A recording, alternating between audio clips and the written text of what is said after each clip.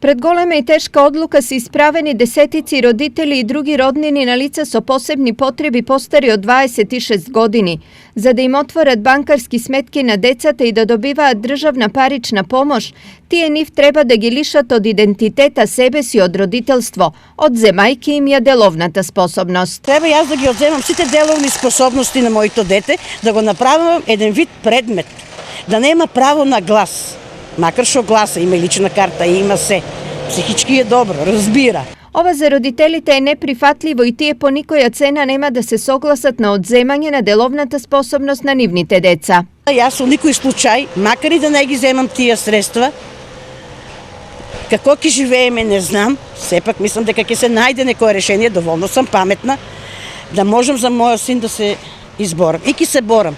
Додека смртта не ме разделя од него. Тогај нека тражат старател. Прво колено, второ колено, а додека сам јас жива, никош не би го отстранила детето и не би ги земала способност. Нова реагира и од центрите за социјални работи од каде потенцираа дека ваквото инсистирање е нелогично и нехумано. Решението мора да се бара во самите политики на банките, кои мора да изнајдат начин да им овозможат на родителите да можат да располагаат со банкарските сметки. Велат од Центарот за социјални работи Штип.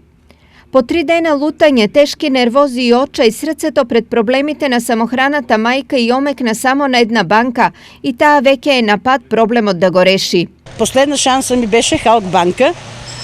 Обрати се там. Ним предлог беше нотарски да заверам, пошто имам документи издадени од социјално, дека на детето не му се одзимат деловните способности.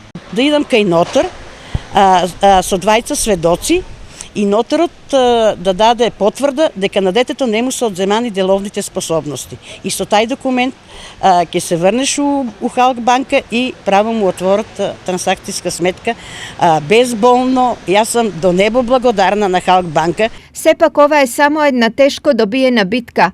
Пред нив има уште многу, зашто многу законски решенија не се на страната на родителите. Токму затоа ние со години тражиме системски решенија, значи да не доаѓа до вакви работи, туку да биде решено ова. И ова со годините ние още од почетокот го тражиме да биде избришено, бидејќи едно дете еве со аутизам, доколку науката не напредне, ќе си биде до крајот на животот со аутизам или со церебрална. И значи бараат на 2, на 4 години да се прави рекатегоризација. Тоа се трошоци, одење во Скопје, бирократија. Значи на секој чекор сме соочени со ваква бирократија и тоа делува и на здравјето веќе на родителите.